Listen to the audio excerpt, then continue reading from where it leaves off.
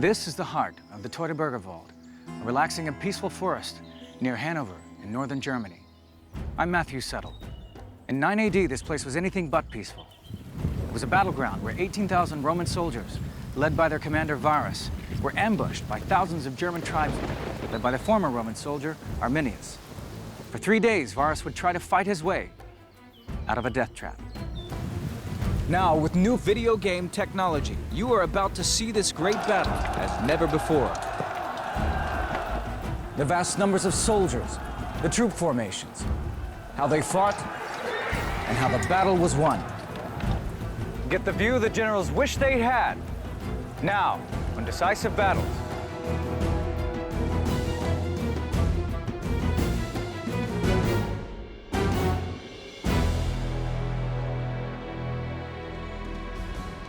In 9 AD, Rome was a confident imperial power, and it had reason to be.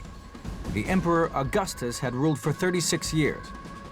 During this time, he had reformed the army, brought the legions under his sole control, and expanded the borders of the empire. The Romans had never had it so good. This is a sense of power unlimited and Rome's right to rule. So there's tremendous confidence. The gods are on Rome's side. Augustus was the great-nephew of Julius Caesar. He believed that he was descended from the god Apollo and had a month of the year, August, named after him. But if he was a god, he was certainly in disguise.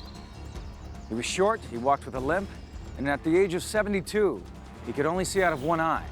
But with that one eye, he had a great vision for his empire. He had expanded Rome's boundaries to guard against external attack. He was particularly proud of how the tribes who lived out on the frontier had been colonized and adopted Roman practices. This even seemed to be working well in one of the wildest parts of the empire, Germania, modern-day Germany.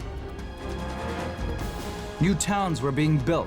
Mainz, Cologne, and Bonn were all Roman garrison towns. They were all west of the River Rhine. East of the River Rhine was a different story. The land between the Rhine and the Elbe had always been dangerous territory.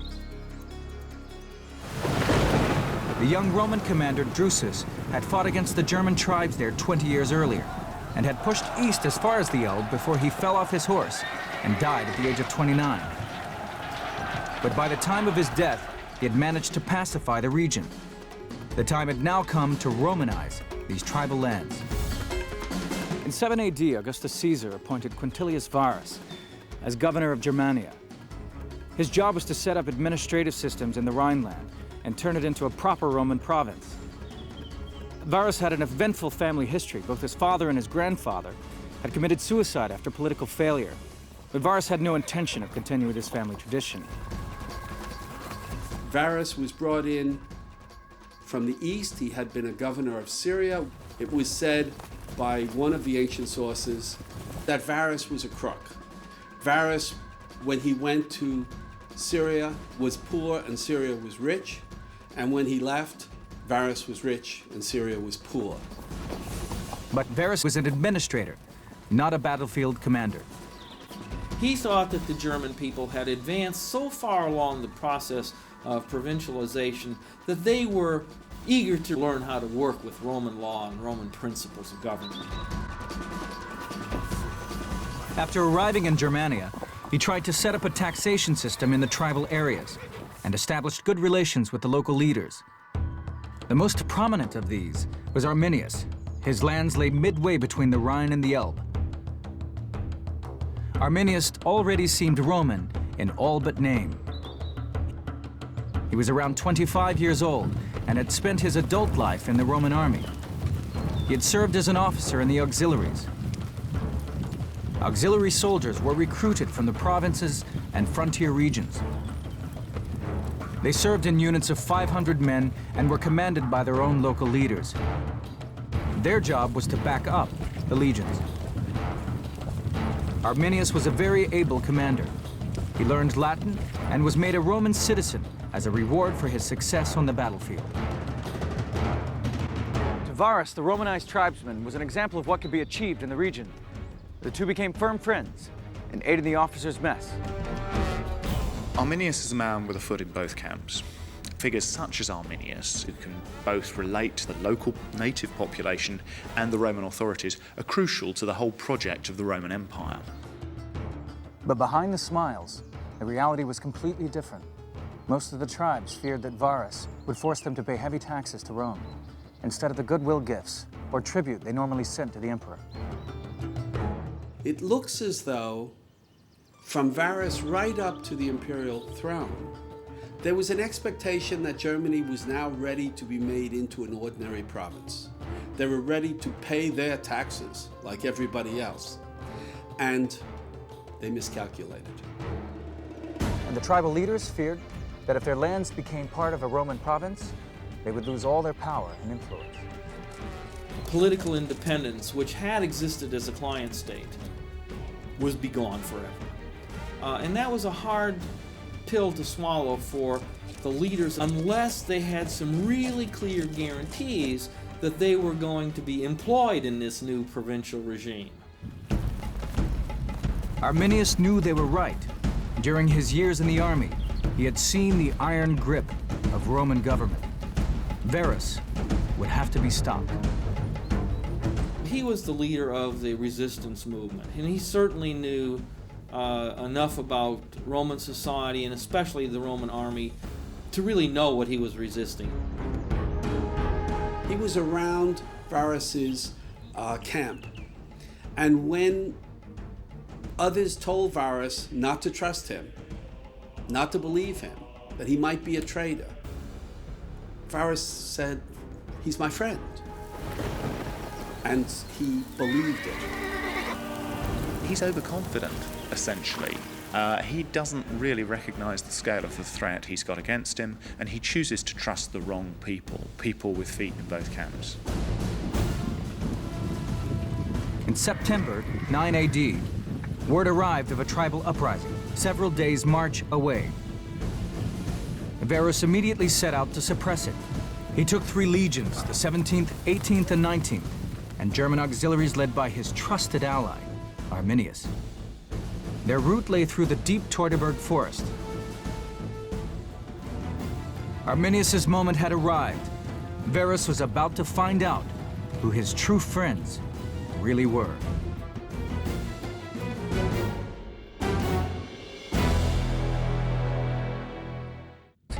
It is 9 AD. The Roman army in Germany is on the march to suppress a tribal revolt. At stake, the eastward expansion of the empire. Varus was leading an army of 18,000 men and a heavy baggage train with scores of wagons. The officers' baggage even included large wooden beds for comfort. The 3 legions were among Rome's finest and were Augustus's pride and joy. Augustus was to refer to military campaigns as fishing with a golden hook. That is to say, you really are taking sometimes a risk with one of your greatest assets, your military manpower. The Romans feared the forest as a wild and uncivilized place. They believed that the great oak forest of the north marked the edge of the world. 100 years later than the events we're discussing, Tacitus, writing his Germania, talks about semi-mythical, part human, part animal figures. So there are areas deep in the interior of Germany which are almost perceived as mythical to the Roman elite. For the German tribes, the forest trees often marked sacred places. The Christmas tree we bring into our home each year as a reminder of those beliefs. As the Romans entered the forest, they were forced to abandon their normal marching formation. Instead, they formed a long, winding column over 2 miles long. A cavalry detachment led the way. Varus and his entourage traveled midway down the column. At this point, Arminius came to Varus and offered to take his men off and gather up more allies for the battle ahead. Varus thought about it and agreed. And Arminius and his men melted away into the forest. That's a normal thing for someone who's on the Roman side to do, absolutely normal. And given that Varus trusts Arminius, it's no surprise that he allows him to do that. Arminius, of course, is doing something quite different. He's taking himself away to rally forces that are going to turn against their Roman allies. The Roman column moved on nervously. Experienced centurions peered into the dark and gloomy forest, but Varus felt secure. He's also basically seeing this as an exercise in moving through a largely pacified landscape, and that's a dreadful mistake to make. Arminius was a really capable commander. Varus was kind of a bumbler, but probably his greatest weakness was he didn't know he was a bumbler. He didn't accept advice. The Romans were now confined to a narrow forest path with a steep hill on one side and a swamp on the other. To make matters worse, the weather turned nasty, with heavy rain and strong winds. They couldn't deploy in battle line. They couldn't station cavalry on the flanks to protect the infantry from counterattack on the sides, flanking motion. It was a tremendously bad place for Romans to fight.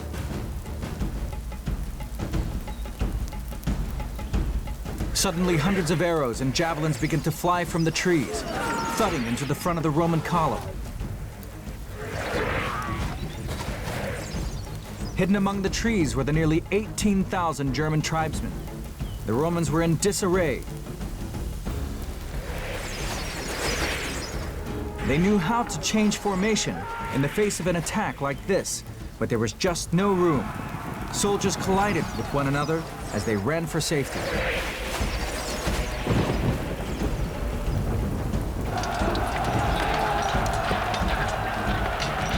But when the Romans tried to get away through the trees, they found that the Germans had filled the gaps between the trunks with earth. Construction work that must have taken weeks. What we see is just how much other planning went into this. This has taken a lot of thought. How do you break the army up? And then, once you've got them in some of the least favourable land, how do you capitalise on that? It probably took a couple of minutes for news of what had happened to get back to Varus. Communication must have been quite difficult along the line of the column, so terrible things could be happening in one place and the others wouldn't really know much about it. They may hear muffled screams from afar, but they wouldn't necessarily know what was going on. Now the remainder of the German army swarmed out of the forest from both sides of the track. A volley of spears was followed by close combat with swords. It was probably never possible to come together in legionary strength because of the nature of the battlefield, which was chosen entirely by Arminius. Varus had been caught in the perfect ambush. He saw the shocking reality behind the slaughter. He'd been betrayed by a man he was proud to call a friend. Arminius knew from his own army experience that it would be suicide to fight the Romans on an open battlefield. Most of his army were spearmen who would not have stood a chance against disciplined formations. Now he had the legions at his mercy in his own backyard.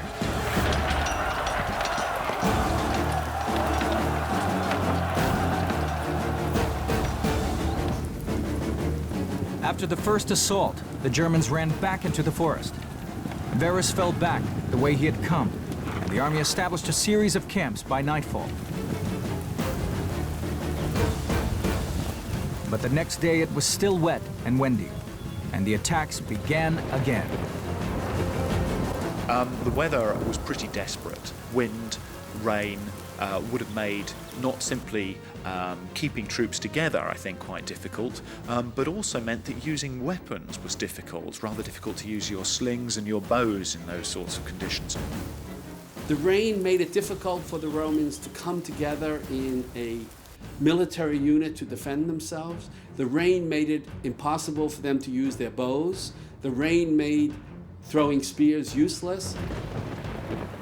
Arminius aimed to break the Roman line at a number of points, cut the Roman army into sections, and then finish them off, one at a time. Groups of troops tried to make a break for it, but were easily cut down as they ran off the track and into the swamp. The Romans fought in the rain, they fought in the sunshine, but no one can fight in the peat bog. Even allowing for the element of surprise, why were the heavily armed Romans unable to put up more of a struggle against their lightly armed attackers? The answer may have been that Arminius equipped a section of his army with Roman weapons. No Germanic weapons were ever found on this battle site. Defeat was unthinkable for Varus. He was trapped in the depths of the forest with 3 of the emperor's treasured legions. Augustus's dream of ever-expanding frontiers, of empire without end, had turned into a bloody nightmare.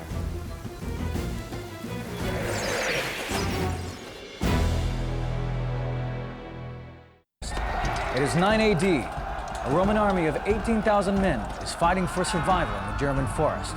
At stake, the eastward expansion of the empire.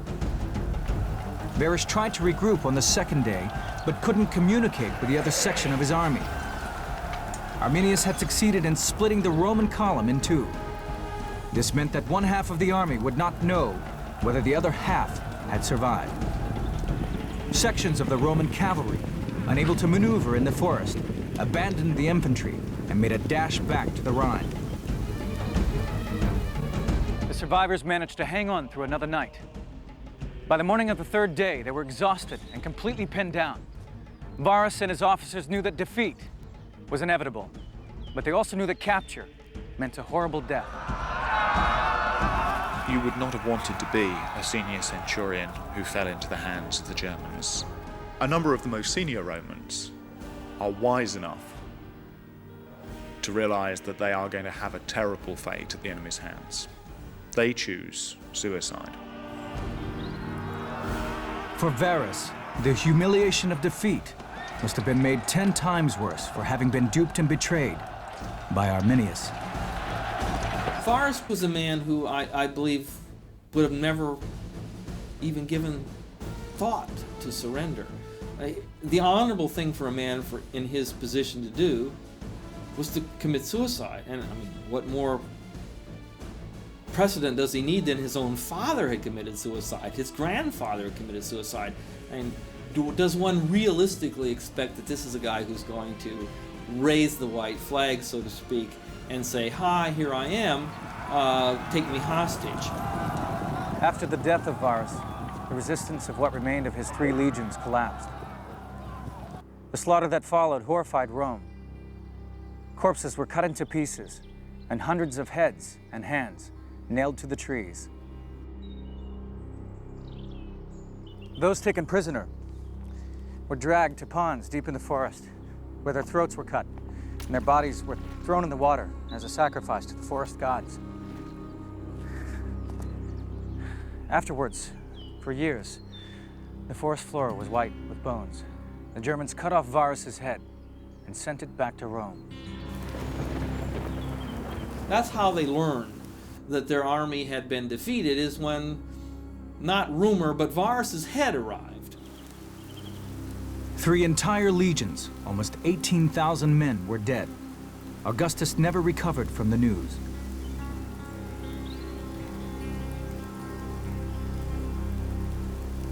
Nightmares. Augustus suffers nightmares with this.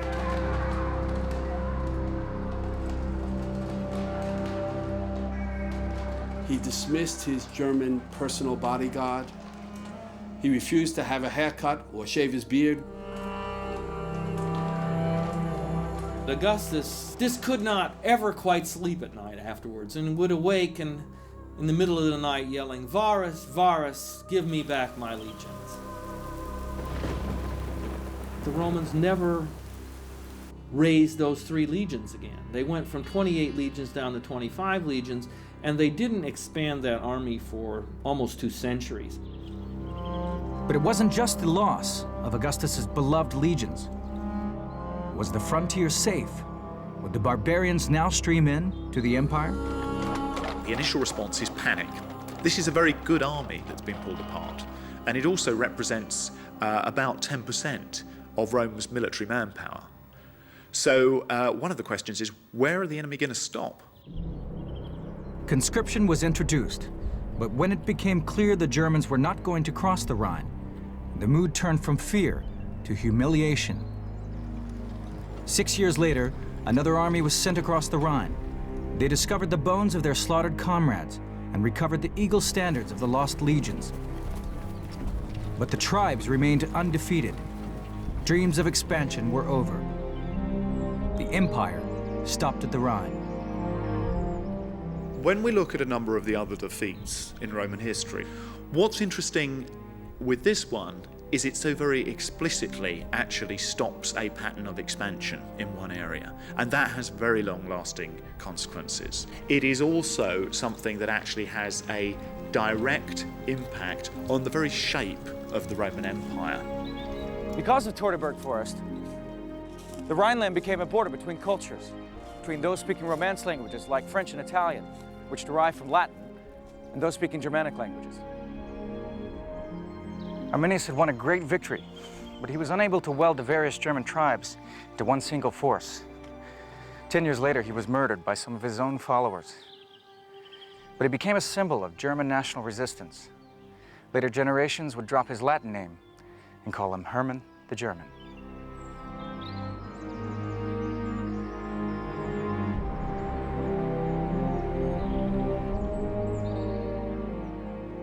In 14 AD, Augustus died. In his will, he warned his successor not to make war east of the Rhine. The Romans had suffered a tremendous blow to their confidence. They'd been outwitted by barbarians. The whitened bones of Varus and his soldiers marked the boundary of the Roman Empire.